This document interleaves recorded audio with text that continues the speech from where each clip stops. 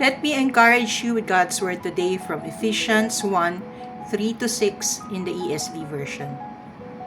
Blessed be the God and Father of our Lord Jesus Christ, who has blessed us in Christ with every spiritual blessing in the heavenly places, even as He chose us in Him before the foundation of the world, that we should be holy and blameless before Him. In love, He predestined us for adoption to Himself as sons through Jesus Christ, according to the purpose of His will, to the praise of His glorious grace, which He has blessed us in the Beloved. Thank you, Lord, for your words that we are blessed in Christ. And thank you, Lord God, for allowing us to feel your presence this whole day. Holy Spirit, guide us. In Jesus' name,